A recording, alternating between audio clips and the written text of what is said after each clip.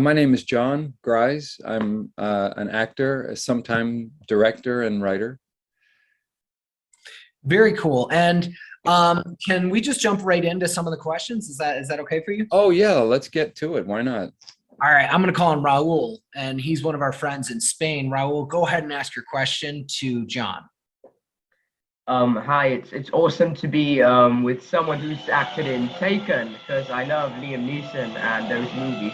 So I'd like to know what was it like to act in one of those movies? How did it feel for your first time? Oh, I'll tell you, Liam, there's a term that a lot of actors will use with other actors who are very available, and they call him generous, and he's a very generous actor. He really is interested in engaging with the people that he's working with and trying to get to the best possible way to make everything as smoothly and as if, sometimes when you come onto a film and your first couple of days, you don't really know each other that well, and yet you're supposed to be like best friends. And so he was very engaging and wanted to, there's some actors who don't even bother doing that, and he was very available and actually encouraging, wanted us all to spend time with him, and he's a lovely guy. Now, you were kind of born into a family of entertainment. Can you talk to the kids a little bit about your training and your background of how you got into film? Well, very interestingly, I my father was a director, and even though my parents divorced when I was 13 and my father moved out, I would still go to sets with him and visit. But when I was quite young, I had broken my tooth, and he had to take me to the dentist. And the dentist was very far from where we were living, and very near to the studio where he was working. And so he said, well, I'm going to take him with me rather than bring him back home to go to school after the dentist. And it just so happened that he was very busy writing something, and I was trying to talk to him. I was 9. And he said, I can't talk to you right now, but there's a Western street outside. It was at the Paramount studio lot. And he said, just go. They called it the Bonanza Street. He said, you can go. There's nobody shooting out there today. You can go wander around the street and have fun. Don't get in trouble. And as I was walking out of the building, 2 men were walking in, and it turns out they were the producers of the film. And they didn't know that I was his son. And they asked me to come into their office to talk to them because there was a kid in the story, in the film. And then, of course, they eventually figured out that I was his son, and they laughingly, invited him in to see the new actor they got for this part. And my father walked in and he was like, no, not going to happen. But somehow they convinced him to screen test me, and I got the job. And I guess I got the job because I wasn't, at that age, a lot of young actors, they're very studied in their technique, and sometimes they can feel a little put on, if that makes sense. And I was just very natural, and so I got the job. And then after that, I didn't want to ever act again, and then I just decided to come back to it. And then I studied very vigorously with Stella Adler in New York, and and my father passed away when I was 19. I never wanted to do anything on his coattails anyway. So I was like, look, I love you and you're my pop, but I'm going to do this on my own. And it was a good preparation because, of his untimely death. So, and then there was a long period of studying and working hard, doing Meisner. I'm sorry, doing Meisner and studying with Stella Adler. Can you talk to the kids a little bit about, the process of studying acting? What is that like, formally going to school for that? Well, I just turned 18 when I started studying with her in New York. And it was a very intensive program. She was from that really amazing old school of like Lee Strasberg and Harold Clurman and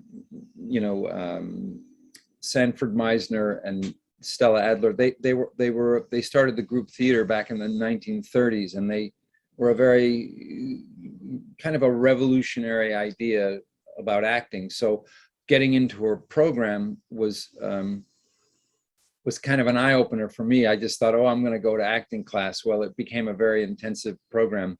And some programs can be that way, where you're studying, movement, you're studying technique, you're studying diction, you're studying voice, all of these things, in combination with script analysis and scene study, and putting all those pieces together. It was quite intensive, but it was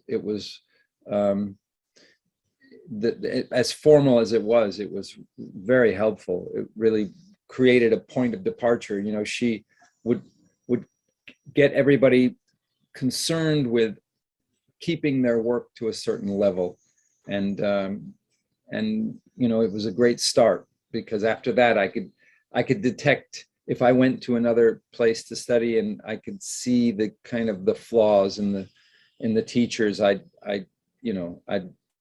thank you, but no thanks. Well, you certainly have a storied career. So one of our students emailed me and they wanted to know, you've worked in television, you've worked in movies, you've even done cartoons and video games. What medium is your favorite to work in professionally? Well, I've also done theater, and it is different as theater is, because that process is kind of extraordinary, in that the rehearsal process is very involved, where you don't really get that in film and television. I mean, sometimes you'll start a movie and you show up on the first day and you might have to kiss the girl or kiss somebody, and you're like, hi, nice to meet you. Well, hopefully they don't set it up that way. But sometimes, depending on how they create a schedule, because sometimes, sorry, my little friend here is sneaking in. He's trying to get in with me. Don't mind Pablo. No, I Pablo. just try and keep him so that he won't make any noise. But sometimes he gets mischievous. So the rehearsal process is quite involved, and then on other films, sometimes I was saying they shoot films based on a schedule, and the schedule sometimes is, it varies why they do things the way they do it. But let's say there's one house and this was the day they can get that house, and they can't get it any other day, and the director wants that house, and it just so happens the climax of the film has to be shot in that house. You might be doing that the first day of shooting, and so obviously if a company has more money, the people will amend the schedule and give them the house on a better, a more optimal day for shooting, let's say, the climax of a movie.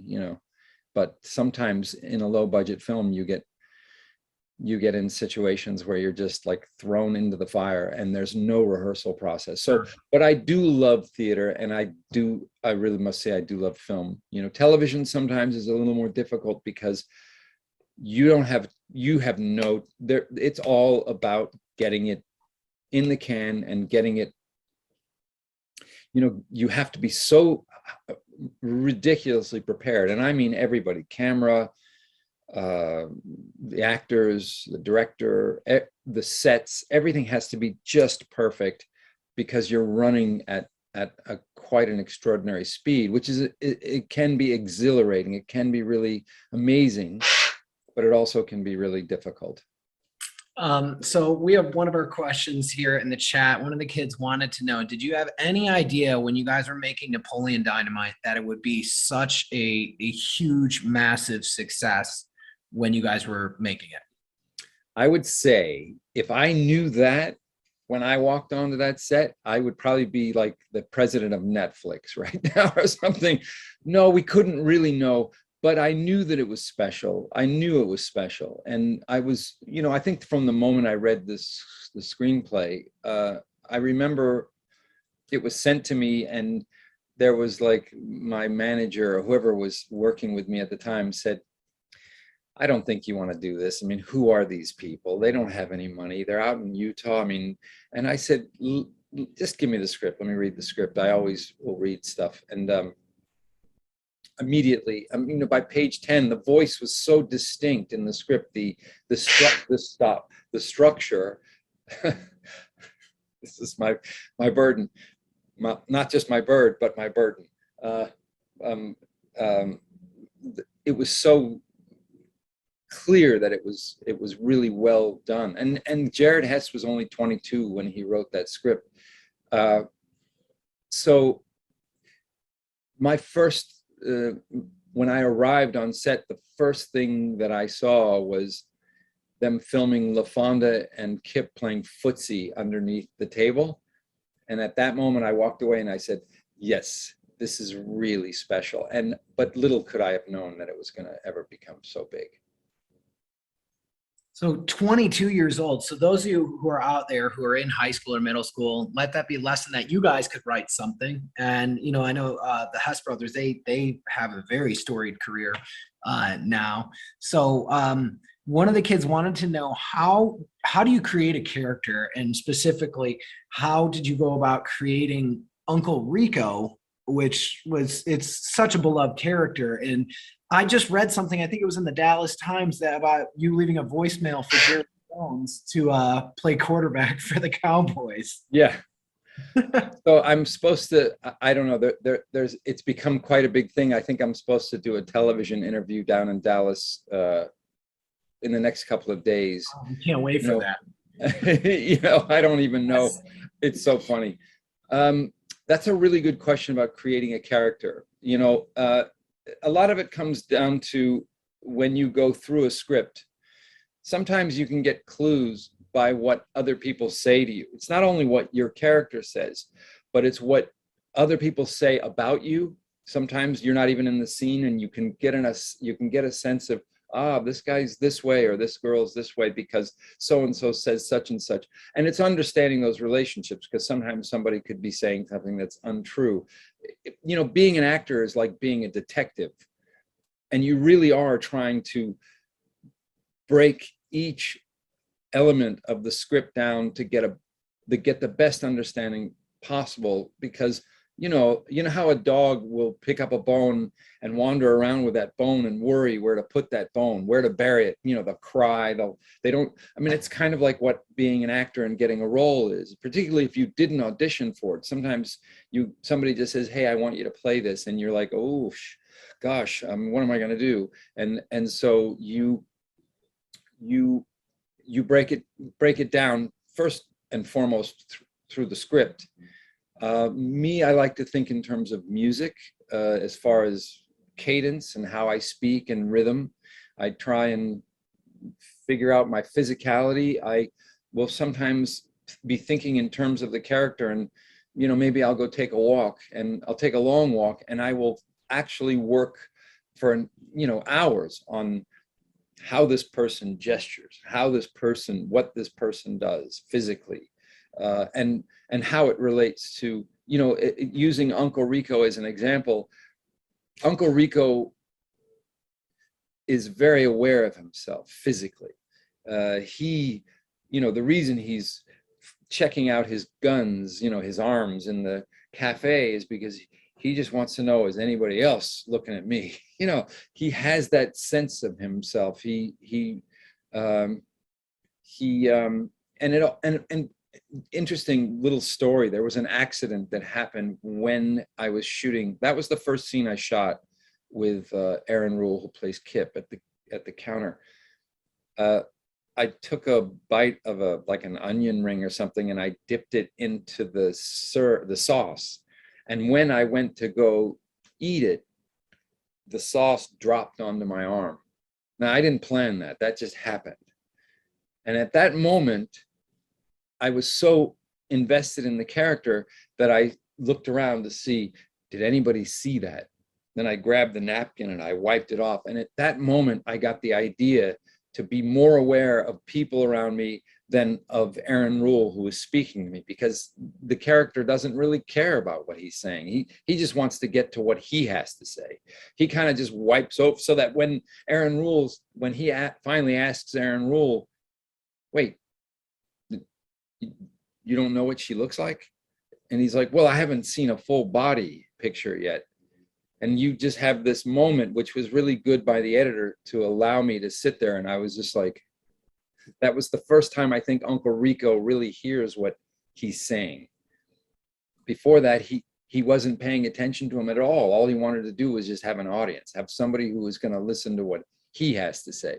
And that's just a character choice. And that, that turned out to be a lucky and good way to go with Uncle Rico, because they're once you start with a part, there's so many ways you can go with a person.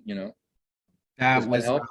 Yeah, absolutely. And personally, I think that makes me enjoy the movie even more, knowing these backstories. And guys, if you haven't seen it, definitely check out Napoleon Dynamite. I know a lot of you have. And the cartoon, is there any word of Fox if they're going to bring that back? Because I mean, there's such a huge following for it online. I don't think so. I think that right now Jared Hess is doing Minecraft, doing the movie Minecraft. That'll be oh yeah, that should be really fun with Jason Momoa. okay. And, we got a few wows. Yeah. Yeah, so definitely look for that. But the cartoon, we love it in this house. We watch it all the time. Oh, really? Quote it all the time. Well, they only did 6 episodes of the cartoon, and we thought that we were going to do more, but things happen the way they happen in studios. They're not sentimental about things. They just are thinking, they have an overall long-term strategic plan, and I just think that show didn't fit into the plan. Sure. We have our final student question, and then we'll let you go here because I know it's getting late for some of the other kids around the world. But this is Avril. Avril is in Spain. You can unmute. Hola, ¿cómo estás, Avril? Hi. I have a pair of questions. One of them came from me, and the other one came from a very, very, very, very fan of yours, Mom. That I had to ask because if not, she's not going to give me dinner. Because she'll never let you live it down if you don't. Yes. So first of all, I wanted to ask, how difficult is it for you to manage yourself when you are meeting someone you really admire and you're going to work with them? And how do you stop yourself from being like, oh my God, I'm going to die, I'm going to die, I'm going to die? That's a really good question. Okay. I'll answer that one first. I did a film called Get Shorty many years ago in like 1995, and there's John Travolta and Gene Hackman and Delroy Lindo and many other stars, and I'm kind of like the guy who kind of came in the back door. I just got lucky. I auditioned. Apparently some other very big actors auditioned for the same role, and somehow I got the job. There was a moment, and this is a really intimate story in the sense that this is sometimes what happens professionally, but when I read for that part, I read in such a way that I thought was so clearly the right way to go with the character, and he was very specific. But his rhythm, his cadence was slower. And when we were finally on set, and I'm sitting in the room with Gene Hackman and John Travolta and Delroy Lindo, the director, Barry Sonnenfeld, says, speed it up. It's all going too slow. And I think this is too much dialogue. And he started getting all kind of freaked out. And I was like, I had a moment. I'm like, oh my gosh, I don't know what to do. You know, now if that had happened, I would have said, no problem. And I would have done it exactly the same way that I planned to do it. But I would have acted like, no, no, I'll take care of it and do it the same way. Because I believed that the character choice was a good one. And when he said to speed it up, it kind of took away a little bit of the weight that this character had. But I did it, I acquiesced, I gave over to his wishes more because Gene Hackman and Delroy, I just didn't want to be the guy who was like upsetting the apple cart, you know. But you have to stick to your guns, you know. It's what it's like that with anything, you know. See, he's reason. When I met Liam Neeson, it was the same thing. I just realized it.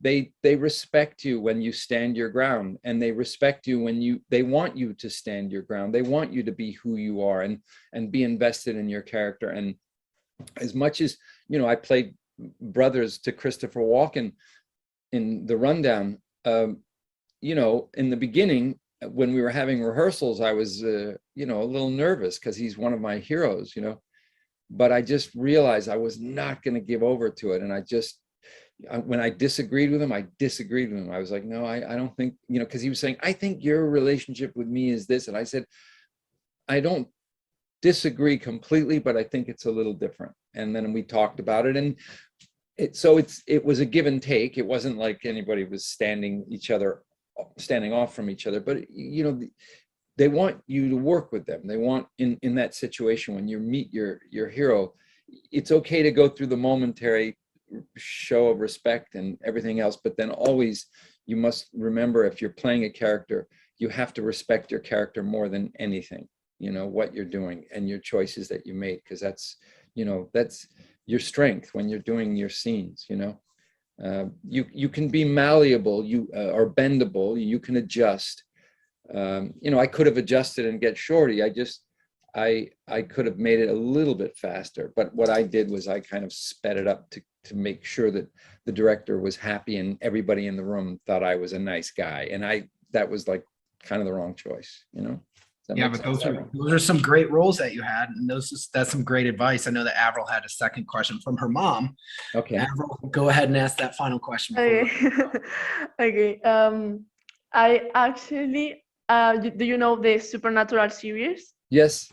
You've worked there? Okay. Yes. I've seen some episodes. I haven't seen all of them, but my mom is like this big fan, like really. There are people that are very obsessive about that show. They Yes, love yes, that yeah, show. like really. These people could be my parents, but anyway, she's like a really big fan. And she told me, you are going to meet this person. I say, okay, yes. Do you know he appeared in one episode and everything? Can you please ask him how was it to work with Jared and Jensen and everything? And I was like, oh my God, I'm going to be like really nervous. I don't know if I can ask this question. No, And she no, said, it's perfect. okay, I hadn't another choice, so I had to ask it, or if not, I'm not going to have dinner. So You're it's good. Yeah, no, Your no. mom, you'll let her know that you asked it. Yeah, and I will tell you that I was so unaware of that show, because sometimes I don't watch a lot of television. When they offered me that show, I thought it was the first season. I guess I was there and it was season 6, and I was congratulations on your new show, you know. And they were like, no, this show is like 6 seasons old, and I was like, ooh, sorry. But so that's a good lesson to do your homework before you exactly do your homework. I didn't. I just was going up there. All I really did was the homework in the character. I wanted to play the character, and I liked the character, but I wasn't aware of the show. But they laughed at that. They were they're just lovely guys, and everybody that worked on that show, we had a great time. Hence, they brought me back. I mean, they never told me I was going to come back. They just called, and, you know, I guess the next year said, hey, we want to bring you back. We had such a great time working together. There was a lot of funny stories and a lot of funny memories, and they were really, really great. fun to That's work with. so exciting. That's so much fun to hear. And before we let you go, is there any advice that you could give to these kids? I mean, you have a very storied career and such a long filmography list of impressive movies and TV shows. What kind of advice would you give to these kids, whether they want to go into acting or something completely different? Well, that's a great question. I mean, I think that what I had to learn the hard way, because I had to live it rather than know it ahead of time, was that, you know, sticking to your guns, sticking to what you want, what your vision is, what you want to manifest, what your dream is, stay with it, but have an open heart always, be truthful always. Truth is an amazing, it's just in acting particularly, but in directing, in writing, you know, they say in writing, write what you know. Don't try and write too far out of your spectrum of knowledge and experience. Start with the smaller things. Start with the things that's part of your life. It's always going to be more interesting because your perspective, nobody else in the world has. Whereas if you're writing something that's outside of your realm of experience, you might be, you know, copying a little of this and copying a little of that, you know, taking from other pieces of information that have come to you. It's the same with acting. I mean, you are unique. Your voice is unique. There's only one of you, and, you know, individually. And so be truthful with that voice. And that was a challenge always for me. You know, in the early years, I was, you know, putting on, you know, guys, and I wasn't quite, you know, sometimes they would work and sometimes they wouldn't, but I always found that when I was honest and when I was coming from a true grounded place, that I always found that I achieved something in the work that was the most rewarding.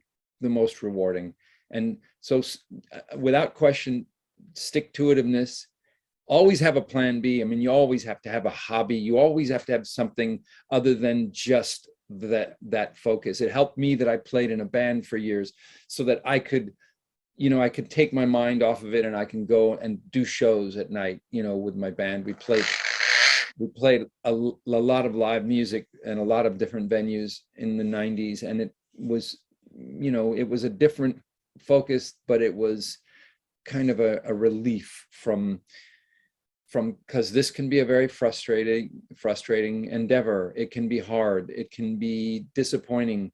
But in the case of somebody not wanting you, let's say, and you wanting something, understand that, you know, it's not personal. It's never personal. It's just what people see. You can't take it personally. You just have to continue, keep moving forward. Thank you so much for the advice. And guys, I put out in the chat, we have a lot of wonderful guest speakers for you guys for our Revolving Career Day. One of which we have Efren Ramirez, who's a colleague of yours, is coming up in a few weeks to speak to our kids. I just spoke to him today. Yeah, that'll be great. So he's a wonderful speaker. He's inspiring. He really is. I mean, he, you know, besides being a very talented actor. Yeah. He's a very warm-hearted, good human being, and we get along very well. I couldn't say enough good things about him, and he's very inspiring. He really does like to be a you know, like a rod of encouragement, you know. We're very excited. So definitely save the link in your bookmarks, guys. We have an aerospace engineer tomorrow, and next week we have the Massachusetts State Park giving us a tour of Plymouth Rock. Wow, so be sure to sign up for some of those. And John, we cannot thank you enough for joining us today. Before I end the meeting for all, and this recording will be made available a little bit later today. Can we all unmute and can we say thank you to John before I end the meeting for all for spending time out of his valuable day to come talk and inspire you guys? And anytime, by the way, anytime. Thank you. Thank you enough. Thank you so Thank much. you. Thank you. Thank you.